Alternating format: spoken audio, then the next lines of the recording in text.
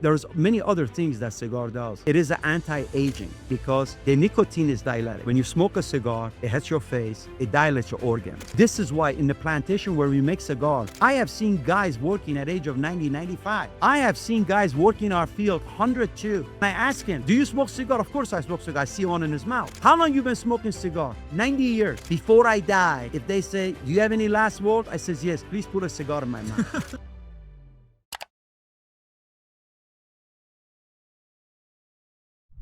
Okay, guys, we got Zaya here today. Runs a $7 billion company called the Younan Company.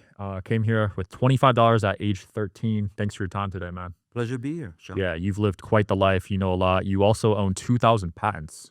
Yeah, worldwide, yes. Yeah, number 3 in the world. Number 3 in the world for the most used patent in the actual application. Like, for example, one of the patents I invented back in '84 was an airbag crash sensor. So the concept of airbag in automotive, I developed it. Wow. And today, every automotive in the world has it. First was driver's side, now you have driver passenger side, now even you have airbags in the back seat. So you're a visionary, but you're also an operator too, because you run a lot of companies. Yeah. You know, I'm an engineer by degree, but it was a field that I was very good at it. I knew I wanted to design and create things, but when you're successful in creating things, then you grow to the organization. You get involved in manufacturing, you get involved with operation, marketing, and then at age of 27, I was a president of automobile division, which to this day is the youngest president ever created in this 100-year-old company. Wow. So you had success pretty quick when you came here. Yeah, it took a lot of hard work. You know, for me, it wasn't quick, you know, because you have to walk the road, but time-wise was very fast, yes. Yeah, 13 with $25 coming from Iran, right? Yes, I'm a Christian Assyrian. I was born in Tehran, Iran. And at the age of 13, I decided to come to the United States by myself. And I did. You know, I was the son of a truck driver, so I had to do everything myself. So I did it. I came to the United States and I was blessed. I became educated and I started working and for other people first. And then I started a couple of my own companies. I launched into the huge enterprises. And today we are $7 billion global. We have operation in 38 cities, 7 countries with 27,000 employees. Wow. And you also own the most castles in the world. Yeah, more than any other kings. Don't try that. Too much headache, too much pain. Seriously. A lot of maintenance, right? Unbelievable. You know, when your window breaks here, right, you call a window man to replace it. If your castle window, because it's a government historical monument, you have to call a couple engineering firms to replace your window. Jeez. But you love the history of the buildings? That's what I love it. I love history. And I think history played a big part in me staying balanced because as you're successful, you grow in life. You sometimes become complacent. You sometimes change the way that got you where you are. So I wanted to always be balanced. I want to make sure I never forgot where I come from because it was a terrible childhood, you know. As a child, there were days that I didn't have anything to eat. Wow. And I wanted to stay humble. So history, I always reflect back, and history is something that has always interested me. Yeah, we were talking out there. You got in a lot of fights as a kid too, right? Yeah, you know, I was a Christian, a little bit lighter skinned than an average Iranian. So we were minorities, and I live in a very bad neighborhood. So obviously, kids peck on you, and sometimes you have to defend yourself, so you get into a lot of fight. Yeah. To be honest, which is funny, Sean, I never said this to anybody. This is the first time I've saying it on your podcast. That was the reason that I said I'm going to leave Iran to go to America. Wow. Because I was sick and tired of fighting.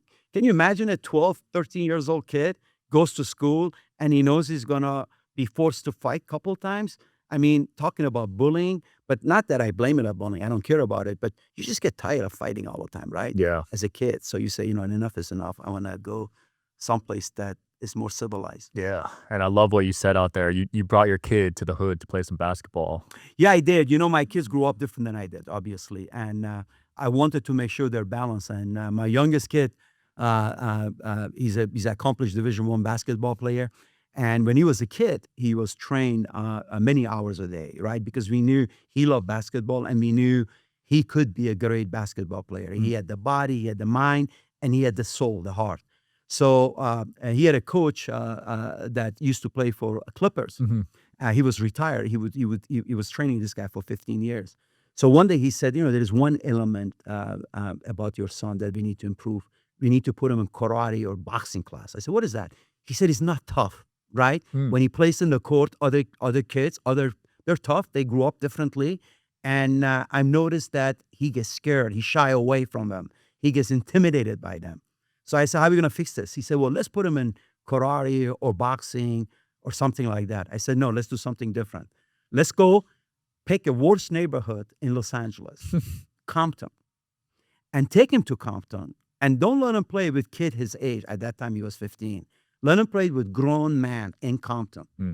And he said, oh, Mr. Younan, I tell you, I can't guarantee safety. I said, yeah, you can. You're a big guy. Guarantee safety. He says, but they might hurt them. I said, don't worry about that. And the funny thing, the first time he did this, he was wearing a white uniform. When he got there, I wasn't there. It was with his coach. 30 minutes into the game, one of the players was 34 years old, breaks his nose. Jeez. And blood, of course, gushing all over his white uniform, you know. And the coach got really scared. He FaceTimed. He said, oh, something happened. I said, just relax. What happened? He said, look at your son. He's bleeding. I can't stop the blood in his nose. I think his nose is broken. Should I take him to the emergency? I said, no, let him finish the game. Let him finish the game. If, you know, his blood's going to stop. You know, I had my nose broken many times when I was a kid. His blood's going to stop. Let him finish the game. He finished the game, and he said he exploded after that. He was all over the court.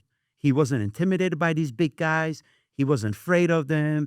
And he was actually challenging them. Wow. So it was a great lesson for my kids, and I'm glad I done it. I love that. Tough love, right? I hope people don't come and call abuse case on me for my kids, right? But it was a tough love, but it made him, he plays Division I basketball. He's a great kid.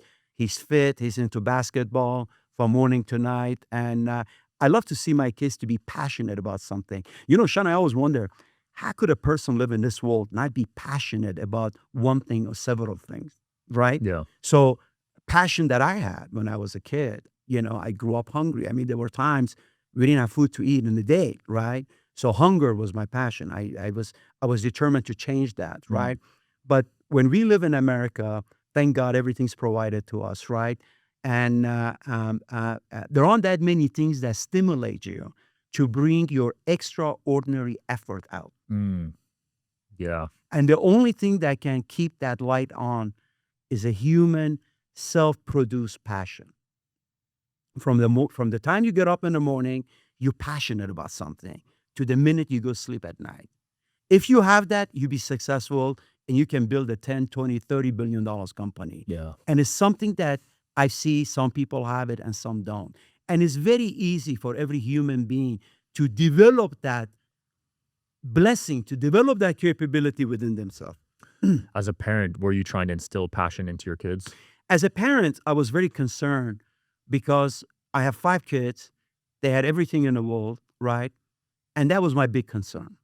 I said, these kids grew up totally different than me. So if they grew up totally different than me, they are going to be different than me. But to what degrees? I'm 63 years old. I still work 10, 12 hours a day. Would they want to work? Would they want to try? Would they have any desire? Would they have any passion? Right? So my 16 years old, when he became driver, when he got his driver's license, you know, he wanted a car. And we want him to have a car because we got sick and tired of taking him to school and back. So I could have bought him a nice car. I could have bought him any car he wants. And I asked him, I said, what kind of car you want? He says, anything you want that. And I had an engineer because one of our big business is commercial real estate. I had an engineer that everybody used to make fun of him for his old truck. This truck was so old and so ugly and so damaged that I always told him, I said, don't bring him in our building. It's a respectful building. People are going to see this truck. What are they going to think about it? So I said, okay, I'll pick your car. So he says, okay, great. So I went back to office. I called the engineer. I said, I want to buy your car. How much you want for your car? He says, $100. I said, how about $600? He says, great, you can have it. I took the car. And I took it and I didn't fix it. I didn't do anything. I took it home and I said to my son, sit down. This is your car, right? So he said, Dad, great. Thank you for buying this car for me. Appreciate it. But how do you put the windows down? Because he had to crack the windows down and he really didn't know that. And at that time, I knew I did the right thing. Wow, he didn't complain. He did not complain at all. Matter of fact, he would get up, wash it. It was such an ugly truck that he had to wash it, wax it, trying Wow. to make it look as pretty as he could. But I'm glad I did that because I wanted him to know that if you're gonna have anything good in this life, the best way is to get it yourself, not someone hand it down to you. Nothing was ever handed down to me. Everything I have, Mm. I earned it. I had to work for it. But I want him to be the same. And living in a big house and so forth, how would he develop that? Mm. So I enforced it inside of him. Well done. Well done. So no inheritance, it sounds like. No, I actually told him 99.9% of our wealth, when I die, when my wife dies, is going to be gone to somebody else. Not you Wow. guys. Nothing for you Did guys. that piss them off? Not actually, because it struck me one day, my third son, at age of 10, he says, "Dad, can I ask you how much money you have?" I said, "First of all, it's none of your business. Second of all, I assure you one thing. When I'm gone, you will not see any of it. Wow. Any of it. So start thinking, if you care about money, start thinking about it now, how you're going to make it yourself, just like I did. You're not better than I am. You're not better than any other kid. So go start learning to earn it yourself." Yeah, because it cycles every 3 generations, right? Oh, sometimes the second generation. Sometimes the second generation. Forget about that. You know who are the saddest people, most depressed people in the world? Rich people. Right. I sometimes have a luxury or lack of luxury spending too much time with them, right? Mhm. You could be going to a great restaurant. You could be traveling in a private jet. You could be sitting in the best hotel in South of France, right? They're the most miserable people on earth because they have no desire. They have everything that they want. Mm. And I think that's not a blessing. That's the curse. Yeah. Did you ever find yourself in that mindset when you reached a certain amount of wealth? I did. And give you a good example. I became very wealthy to not only to my patents, to running big companies. I started 3 startup myself, and I sold them for over $2.2 billion. Wow. And I was at early age. I was 34 years old.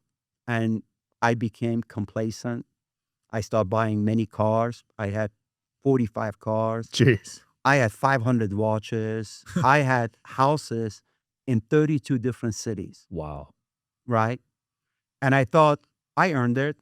I could buy it. I'm going to go buy it. And I did. And part of it was, I think, to band-aid my wounds when I was a kid. As a kid, I didn't have anything. Mm. I remember as a kid, sometimes you used to open a refrigerator. There was one apple in the refrigerator, but we didn't dare to eat it. We had to wait to dinner. My mother had to divide it by 5 pieces for every child to have a piece. Oh my gosh. So when I get to that stage, it's even painful thinking about it. I became complacent. I start not working hard. I start spending my time buying things. I bought a yacht. I bought 4 planes in one afternoon, right? And then pretty soon, all of those things that I accumulated that they were supposed to comfort my life, they became pain in the neck for me, Mm. right? Houses where I bought a couple of houses in Chicago, Dallas, Houston. For 6 years, I never been into them, right? But every day I would get a call from the keeper. This is broken. That is broken. We got to fix this. We got to fix that. It became so much headache that it stressed me out. Mm. And I said, look how stupid I am. I was blessed by Lord to have what I have. I wasted it on buying things that now are pain for me, issues for me that I have to deal with every day. Mm. And I sold them all at losses, and I went back to my root, and I got closer to the God, and I started being humble. I started being humble. Mm. So if you have one body, one butt, why do you need to have 2 cars? One car should be enough for you. Yeah. And so I self-corrected myself very fast. A human has an unbelievable diagnostic capability that you can diagnose yourself, right? It's funny how few people use it and how many people are not using it. Because if you use that self-diagnostic blessing that you have, you can see what you do good, you do more of it, and you can see what you do bad and do none of it or Right. less of it. So again, you have to self-diagnose yourself every day. Yeah, that self-awareness, some people seem to lack it. They do, and they lack it in the right way, not the wrong way, right? Sometimes people say self-awareness, I'm not making enough money, right? Mm. And that's it. They're not doing anything about it. They recognize the point they're not making enough money, but they're not thinking of doing anything about it. Mm. Or some people say, you know what? I'm overweight. I don't like it, right? And all right, what are you going to do about it? Nothing, right? That is what is difficult for me to understand. Every human being is blessed that he or she could bring the best version of themselves out. Mm. It's up to them, right? Mm-hmm. But often majority don't. Yeah, And that's very sad. agreed. Now, being 63, you got amazing energy. Your health looks phenomenal. What's the secret, man? Cigars? Well, I tell you something. I've been smoking cigars for 40 years, and premium cigars. It Mm. has to be a good premium cigars, not just any cigars. It's made of natural plant, Mm. right? Nicotina plant, right? And natural nicotina plant has a nicotine in it, CHN, C4H12 and 2, Mm. right? Is the same compound that you find in the popular vegetables, tomato, Mm. potato, eggplant, cauliflower, green pepper. So don't freak out, guys. Just Google it. If you Google tomato, potato, you find out that every tomato and potato in the world has actually same nicotine compound, molecular compound as cigar has. Wow. That is fascinating. And there's a lot of beneficial studies on nicotine these days. Absolutely. The first study we produced 3 years ago that using nicotine, natural nicotine again, natural premium cigar, not any cigar, has to be good premium cigar that we don't put any additive on it. Mm. We don't put any pesticides on it. We don't put any chemicals on it. It reduced the progression of dementia, Alzheimer's, reduce Parkinson shakes by as much as 50 to 52%, Wow. increase body metabolism, right? Improves your memory. A natural nicotine is diuretic. So when you consume it, when you smoke a cigar, because it's diuretic, right? It dilates all your organ. When the nicotine mixes with your blood, it just dilates all your organ. When all your organ is dilated, when your veins are dilated, oxygen and blood flows easier. Mm. Reduce tension, reduce body inflammation, both muscular inflammation and bone structural inflammation. And a lot of famous athletes for years have used natural nicotine to enhance their performance. Mm. Michael Jordan was one of them. Really? Absolutely. Oh, yeah, he loves cigars. He loves cigars. He was smoking it right after he joined the NBA.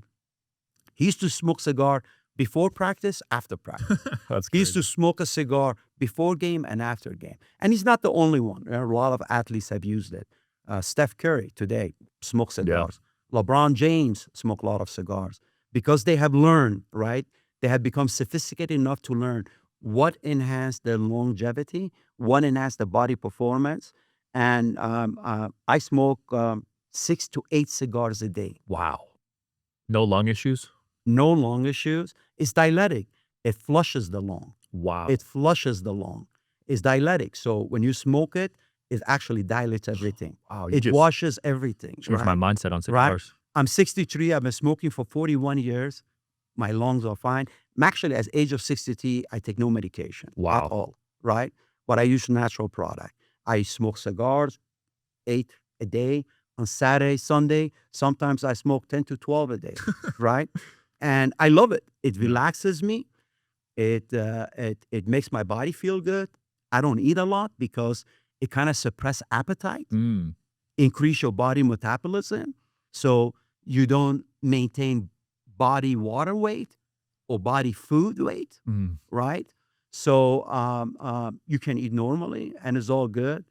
And I also, in my level, I spend a lot of time and money researching the today's and tomorrow's science to find out what is out there. Because, the world has become so smart. It progressed so much. Mhm. There's so much knowledge, right?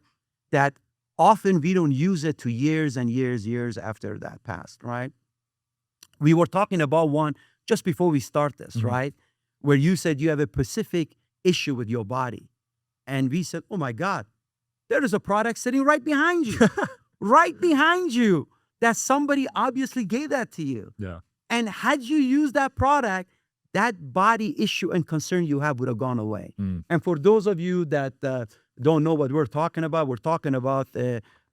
blue scorpion, right? There is about 1,000 different species of scorpion. One of those 1,000 scorpion is not toxic. The venom is not toxic.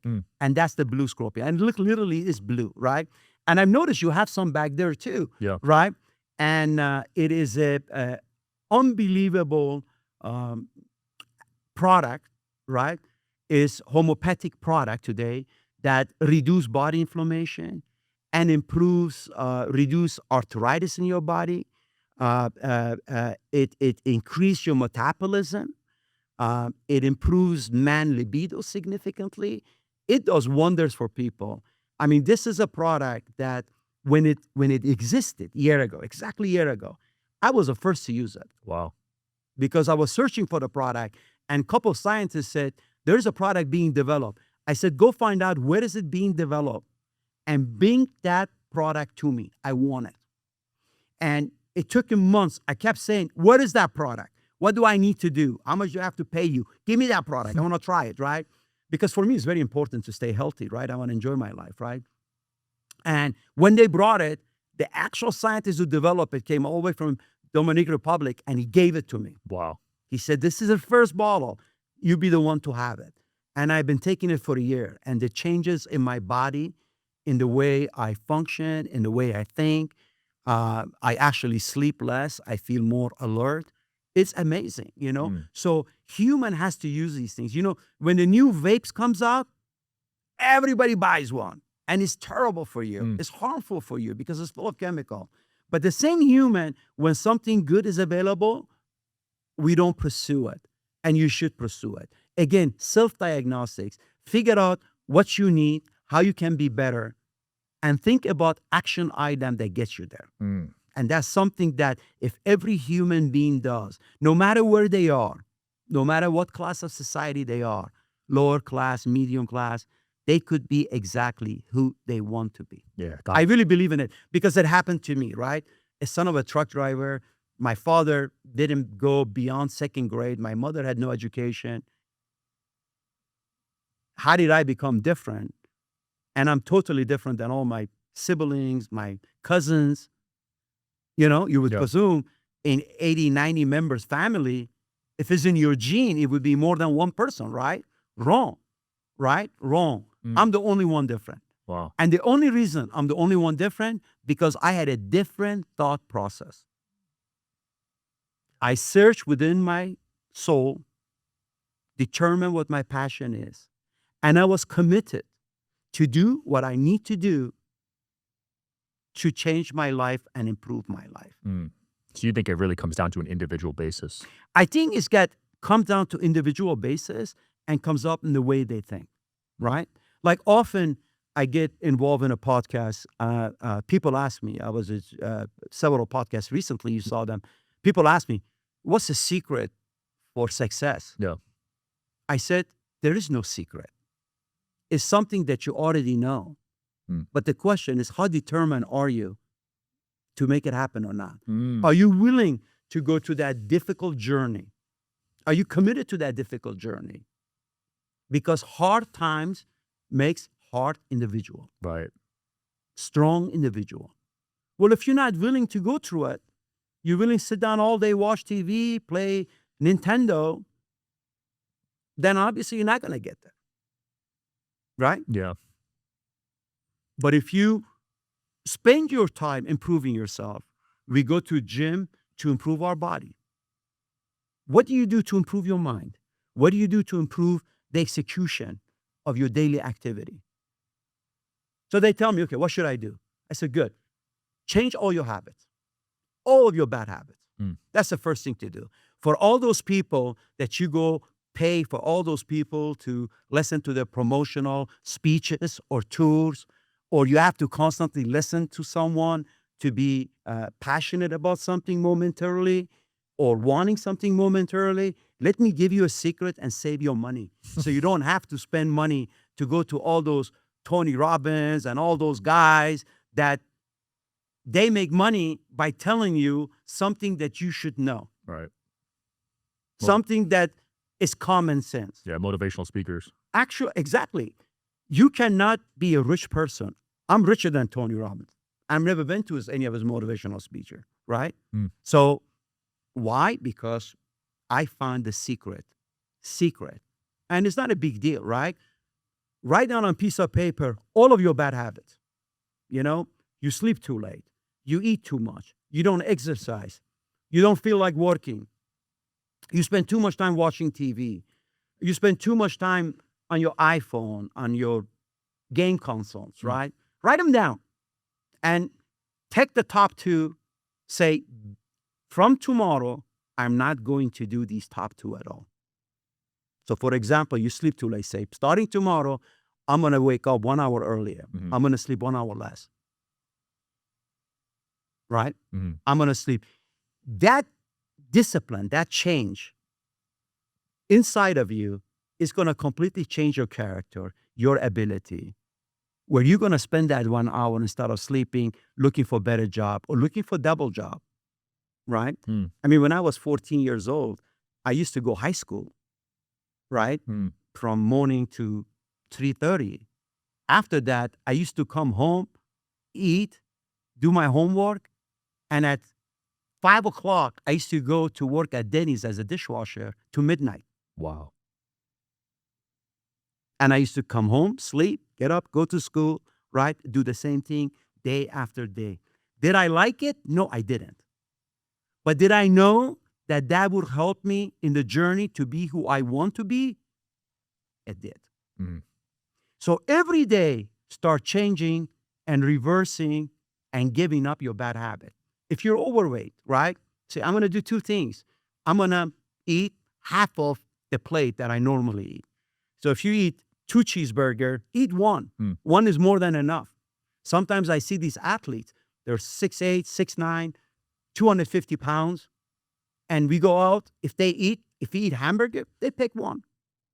They don't eat 2, they don't eat 3, just one. One is enough.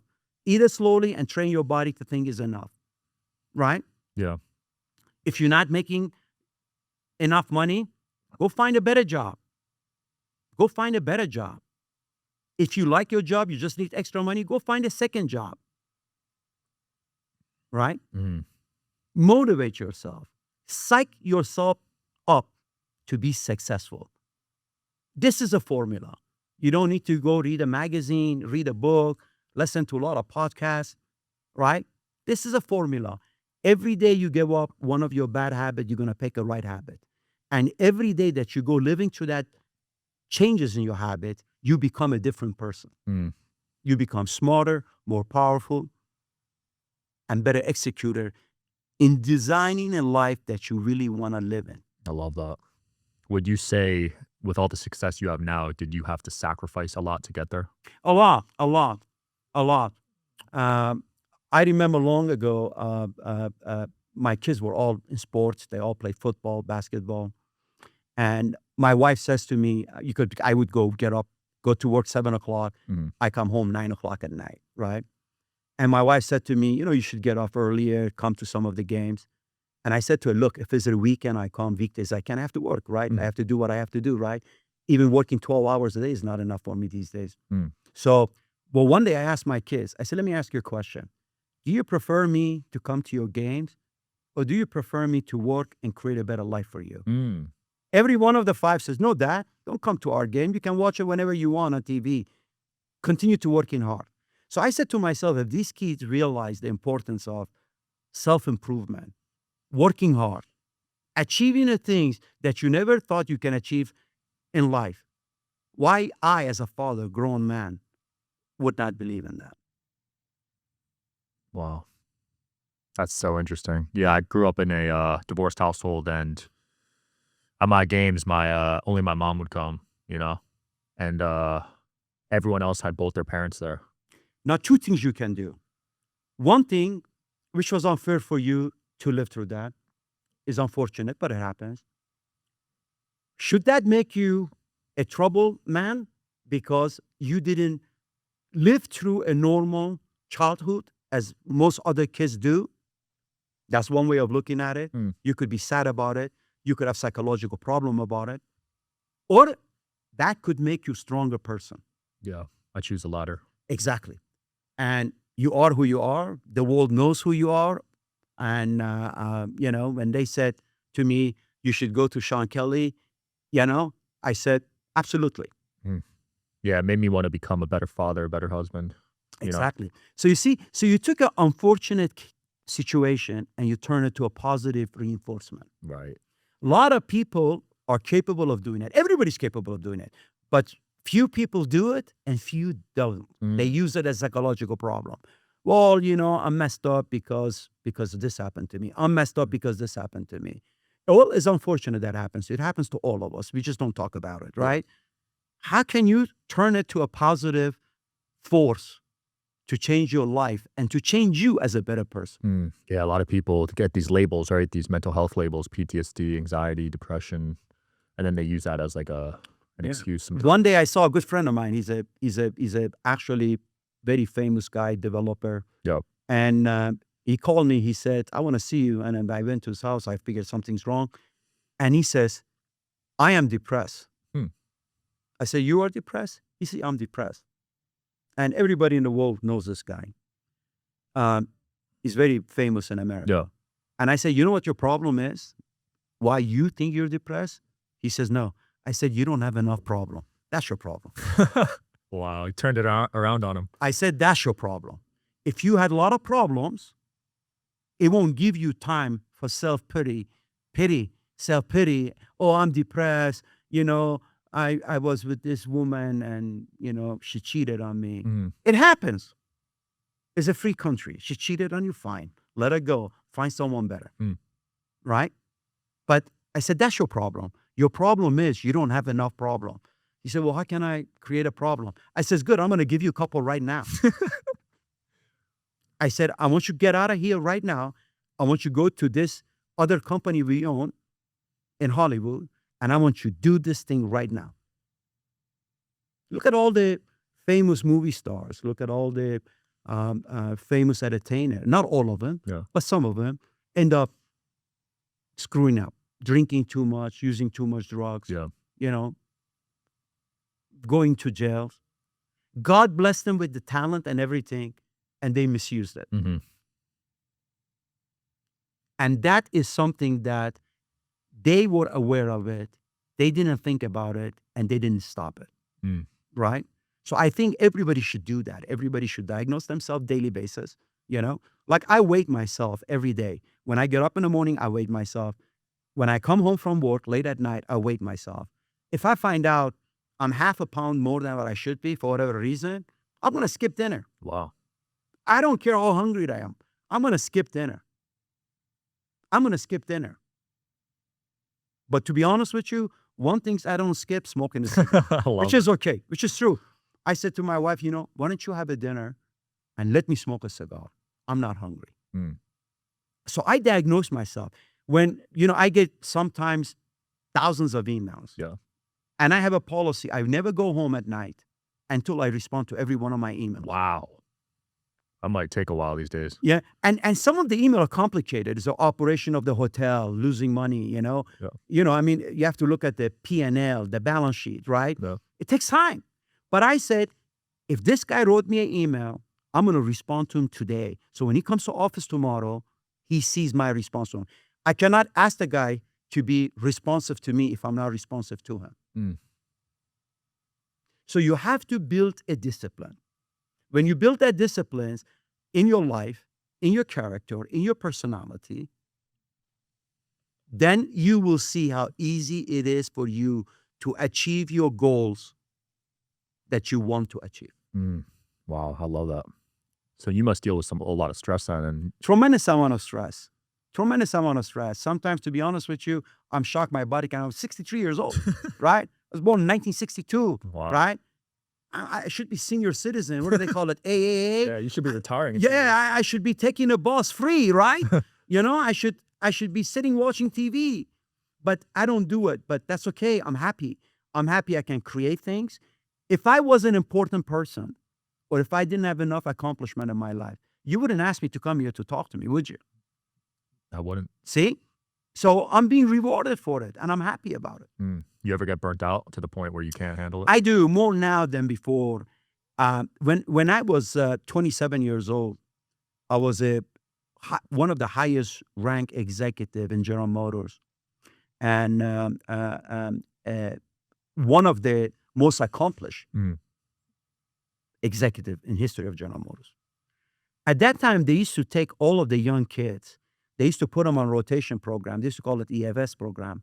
They used to put them in rotation program, send them to Japan to run operation. Then after 1 week, send them to Germany. Then send them to Belgium. Then send them to France. 1 week, they let them worry about operation. 1 week, they let them worry about design of the new vehicle, and on and on and on. And a lot of the men my age who were part of this program would get burned out and would be stressed out. And I used to say, what happened to this guy? I don't see him anymore. They say, oh, he quit.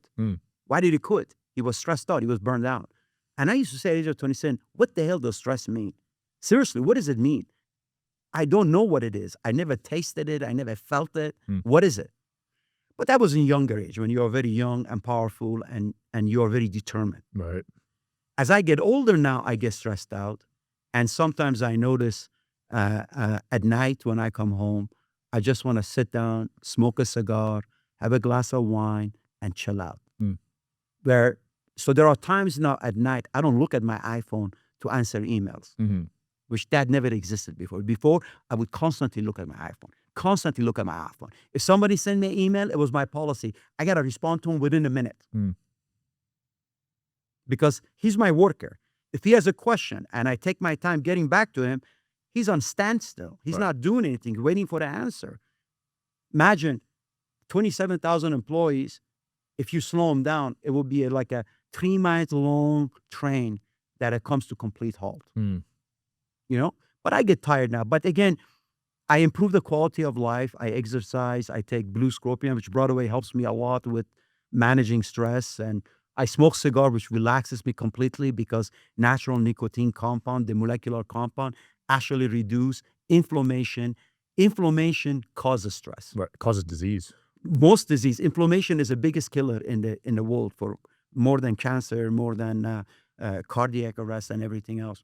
But the nicotine, again, the natural nicotine, guys. Now, don't go in, write bad comments. So before you do that, I want you to Google it. The tomato that you eat in your salad, in your pizza, in your pasta, the potato, the French fries, the cauliflower, they all have the same nicotine compound, CHO, that it is in the actual premium cigar. Remember, there is a difference between a good cigar and any other cigar. So always pick the premium cigar because we take tremendous amount of care in making it. There is a scientific process we use that we took all the impurities out to create the most perfect cigar. Wow, I can't wait to try one of those. No, absolutely. I got you some outside. Oh, I love it. Yeah, you've changed my opinion on cigars. Oh, absolutely. There's many other things that cigar does. It is an anti-aging. Why? Because the nicotine is dilatic, right?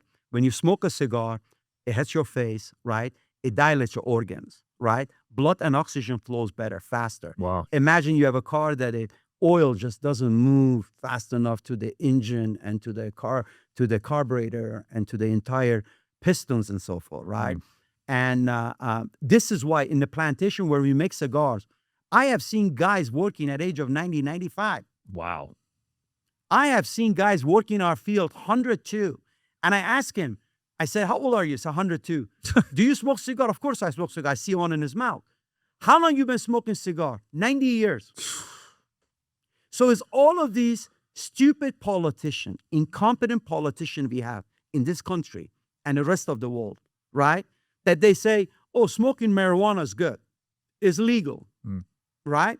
But smoking a pure tobacco leaf that comes from the plant, there is no additive in it, no pesticides, no nothing. It's harmful for you. which is wrong. I'm 63 years old. I've been smoking for 40 some years. And before I die, if they say, do you have any last word? I says, yes, please put a cigar in my mouth. Let me take a few draw before I leave this beautiful world with the beautiful cigars in it. Absolutely, yeah. I think because the cigarette industry has a negative connotation. Now, I've never tried cigarette. I've never tried cigarettes. And we do, from time to time, we've been approached by big cigarette makers for us to buy their company. Yeah. So I visited one, Dominican Republic, recently, where it's the largest cigarette maker in Dominican Republic. And I choose not to buy it because I've noticed in this cigarette company and any other cigarette company, there is over 600 chemicals Holy crap. added to tobacco, including benzene, which is petrol you put in your car. Jeez. This is why when you turn a cigarette on, it never goes off. It's always on. You know, because it's gas full of petroleum in it, right? So I said, I'm not going to buy this business. It makes sense to buy it, but I'm not going to buy it because I can't put in people's mouth something that I know is dangerous for them. Yeah. So I never smoke cigarette. I will never smoke cigarette. I never did vapes. I don't do hookah because all of those tobaccos are artificial tobacco, but the pure natural tobacco from a premium cigar that I will do it all day long. I smoke it. My wife smoke it. My children smoke it. And we smoke it every day. When I sit with my kids, I love sitting, talking to them, eating with them, and smoking a cigar with them because I get their attention. Otherwise, they eat and they leave. But if they have a cigar in their hand that lasts an hour, hour and a half, for an hour, hour and a half, you're having a natural conversation. Yeah. Natural conversation. And that is unbelievable for me. But absolutely, look, the best athletes in the world smoke cigars. You think they're stupid? They don't know what they're doing? They make money with their body. You think they're going to harm their body? Arnold Schwarzenegger, I met him several times.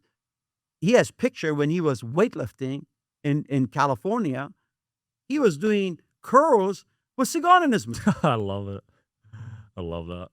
Yeah, it's powerful, man. I love what you said earlier. So you put morals before profits. Of course, it's very important for me. Look, at this stage of my life, I give a lot of money to a lot of organizations globally. I don't need to make more money, right? Because it doesn't serve any purpose for me. What would more money will do for me now, right? Nothing. I want to do good deeds. So my legacy is remembered, right? And a story of my life was never told, and because I was too busy working. But now through a lot of famous digital media, people like George Anko, Steve Harvey, they're telling a story of my life, which is important for me. Not for me because I have enough scars on my face. I don't need to remember my scars, but it will tell my children who I am, but not by me, by someone else. Yeah, because they won't listen to you. And if they hear something about their father from someone else, they'll never forget that. Wow. They'll never forget that. That's powerful. I think legacy is what is more important for me, and helping people. I'm glad to do this podcast. I notice you have a lot of young audience that listen to you. And I promise each and every one of you, you can be exactly who you want to be. All you have to do is create a new frame of mind and start executing on it. From now to the rest of your life, pick a habit or something that you do that you know is bad and say, I just won't do it again. Simple as that. I just won't do it again.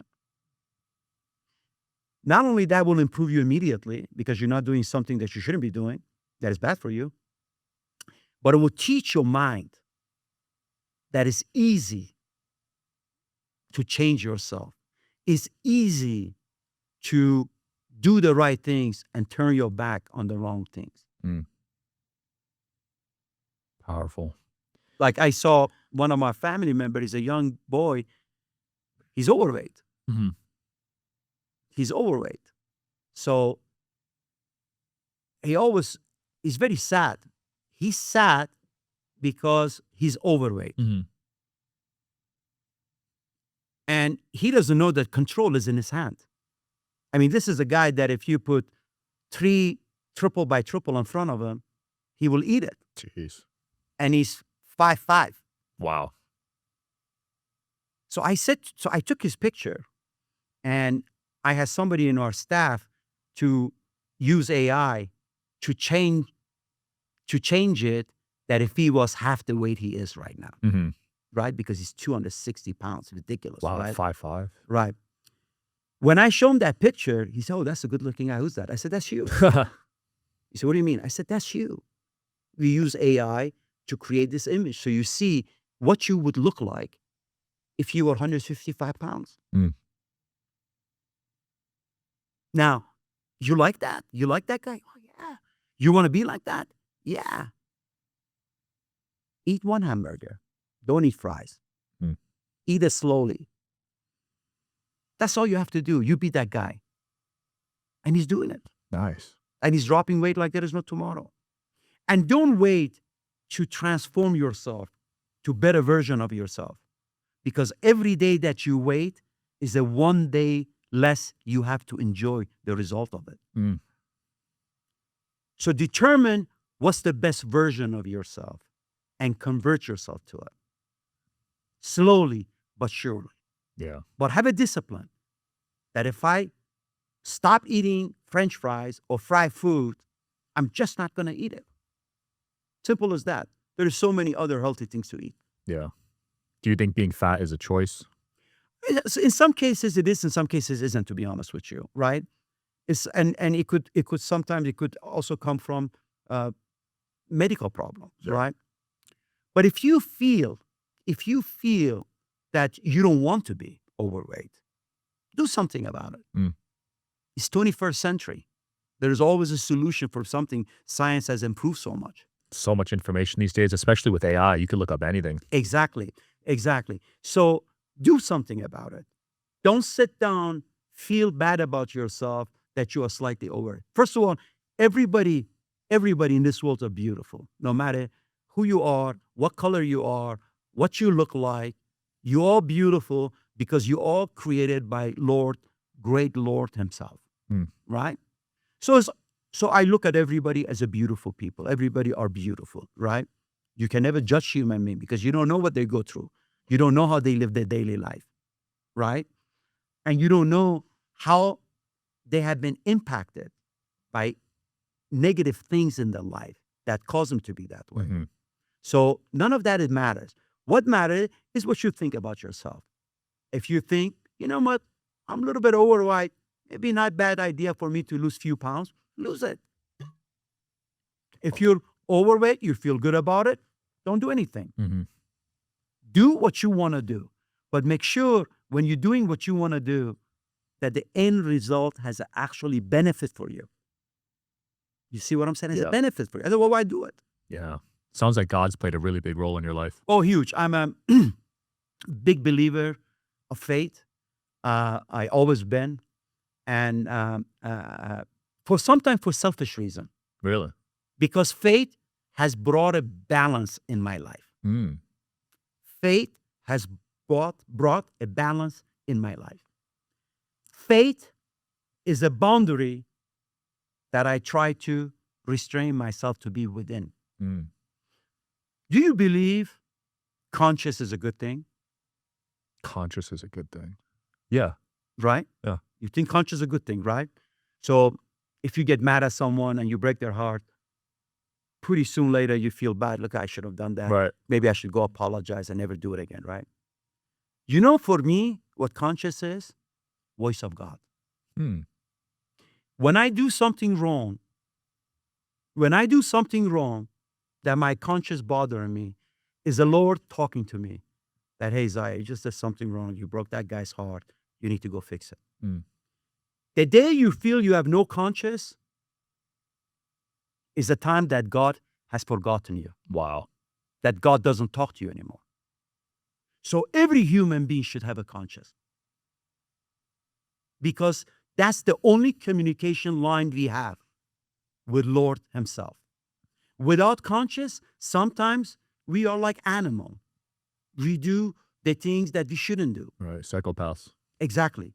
With the conscious, to maintain that communication with Lord himself, he keeps us balanced. Mm. Hey, Zaya, don't get into cigarette business. You will make millions and billions, but you can also create a lot of diseases for young kids. That's the conscious. Mm. God is telling me that. Otherwise, what is conscious? How can you explain what conscious is? That's the only way I have learned to understand a significance of conscious and a true meaning of a conscious. I love that explanation. Yeah, we all have that inner voice, right? You'd be surprised some people don't. Sometimes I tell you, in my office, I walk to somebody's office. They all work for me. Everything's paid by me. The tables, the chairs, the pens. Mm. And I'm signing something and I walk to my office. I realize I took her pen. Mm. It's not her pen. Technically, it's my pen. You know, I pay for it. But also, if she loses it, she'll get another pen that I will pay for it. But I make it to turn around, go back. I said, I'm sorry, Jennifer. I took your pen. Here's your pen. She said, Mr. Younan, this is your pen. I said, no, but it was in your hand, in your office. And I felt bad taking it to mine. I want to give it back to you. Mm. Because I don't want consciously that every time I look at that pen, I say, oh my God, this is Jennifer's pen. What is it doing in my office? Yeah. Right?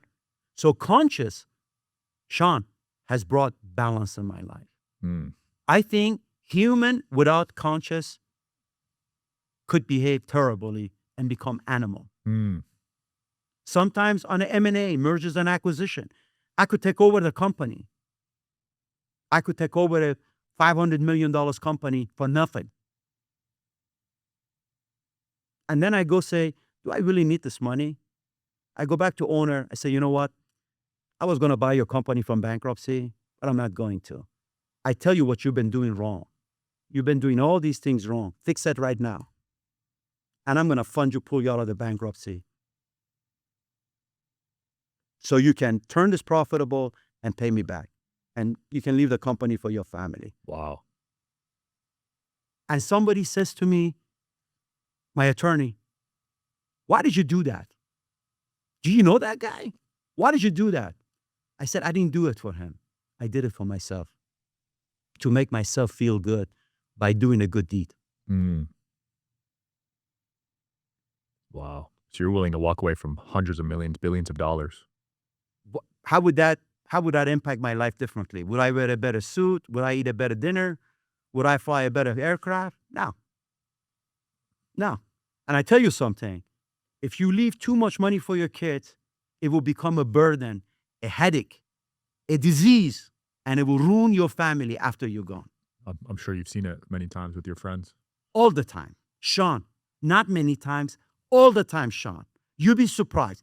Every time, Sean. Wow. Every time, Sean. Wow. It's amazing. So if you're sitting home, you say, I wish I was a rich person. Don't wish for that. It's a curse. You want to have a better life. You want to get rich. Get up and do it yourself. How many people that win the lotto tickets, they end up being bankrupt shortly after that? Most of them. Wife, husband divorcing each other, fighting, family coming, creating a huge problem. So when they win that lotto, they think, what a gift they just got. And they realize that it became a huge curse and a huge negative point in their life. Yeah. So God has created this world perfectly for us to live a perfect life that we want to live. Somebody wants to live in a nice house. Somebody wants to live in a small apartment. It's okay. Whatever make you feel good. But if you have desire to pass through that boundary, the only person that can do it is you by yourself only. Mm. Yeah, the universe is very fascinating. When you make or earn something very quickly, you seem to lose it. Absolutely. I got lucky with some crypto and made millions, but I lost it very fast. You see that? I didn't earn it. You see that? You see that? So we must learn from our life, right? Also, how often do you sit down and to think about your life, self-assess yourself, right? I do it all the time. And I strongly recommend you should take a cigar, good cigar, put it in your mouth, light it up, sit outside, think about the life. What do you like about the life that you are experiencing? Do more of it. What makes you happy? Do more of it. Mm. What doesn't make you happy? Change it. Hour later, by the time you finish the cigar, you could be totally a different person.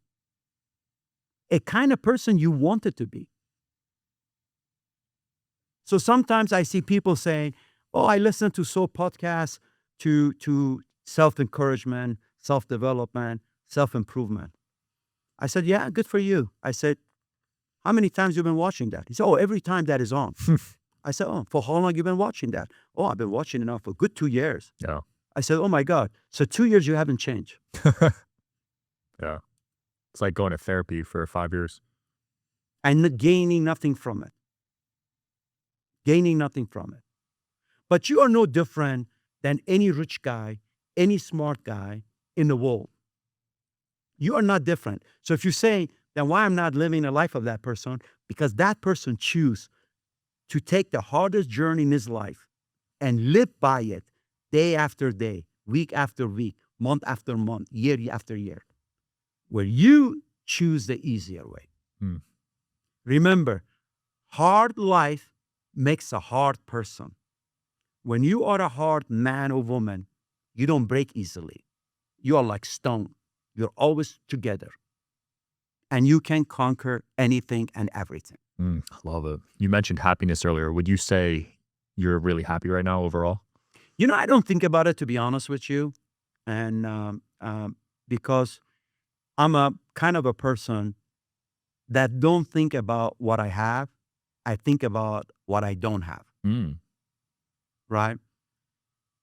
I always wanted to do something to make this world a better place.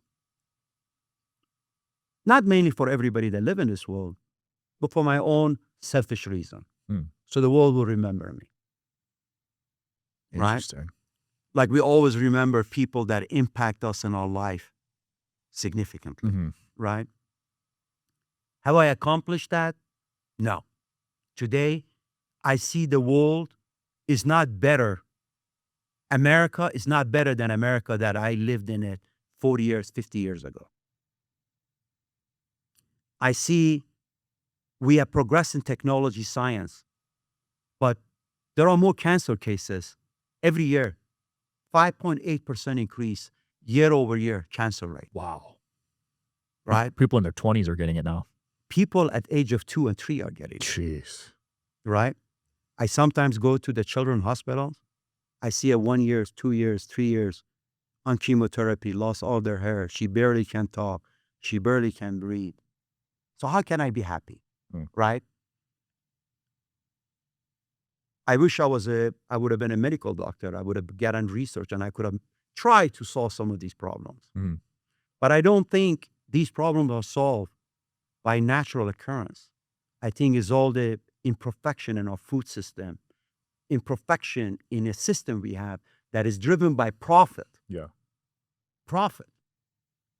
Today, we make meat in laboratory Yep. with chemicals. The use of dye. They encourage people to drink water. Water is good for you. Mm. And I know you keep drinking it, but good thing you drink it in the glass. All the water sent to us with plastic bottles has a high level of PFAS. Mhm. PFAS is number one causing cancer. That's why there are more women in America getting breast cancers now than ever before, because the level of PFAS in the body is significant. Mm. Because now you drive, you see a person sitting in a car and jugging a gallon of water in 2 minutes, and they think it's healthy for them. It's not. It's poisonous. Stop drinking. Only drink when you're thirsty. I'm 63 years old. I maybe have a glass or two a day. What? Yeah, exactly. 1 or 2 glasses a day, only if I'm thirsty. Look, your parents grew up, your grandparents grew up. They only drank water unless they were thirsty, Mm. right? Today, you see everybody walking in the mall, in the shop, in the city with a bottle of water in their hand because they think it's healthy. Yeah. It's not. They tell you to drink a gallon a day. Oh, I haven't been. I'm 63 years old, and I can beat you in arm wrestling, and you're taller than I am. Now, joking aside, so I'm not, because I'm not happy because I see a lot of things wrong with the systems, with the culture, with government. You know, Mm. politicians have become stupid. They all care about themselves. They don't Yeah. care about the people that they represent, right? Everybody's for themselves. And if somebody says to you, well, Zaya, what's your business worrying about that? You know what my business is? Mm. When I'm gone, which probably going to be a few years from now, I worry about my kids and their kids living in this country, living in this system. Mm. How would that impact them negatively? That's what I worry about. Wow. So the guy like me is never happy, right? But that's okay. I'm not fragile. I don't break apart easily. I told you I had a tough life. Mhm. I'm a tough guy. I get up. I don't think about food. I don't think about vacation. I don't think about sitting in a nice car, driving around. I get up like a machine. I work harder than most people do half my age. Mhm. I saw a problem. To the last minute of my life, I will do all the things to be remembered as a good person, Mm. right? After that, I did my best. Yeah. My conscience is clear. You gave it all. I give it all. I give it all. And I enjoy giving it all because the fact that you invite me to come talk to you makes me happy because you recognize me as someone that can add value to your show. Yep. Someone that can say something that your listeners will say, oh my God, I learned something. I'm motivated by it. I'm going to be a different person. Mm. I'm going to go work now, go school after, get another job. And always surround yourself with successful people. Yep. Always. There was interesting, I was in Egypt and in the museum, just 4 months ago.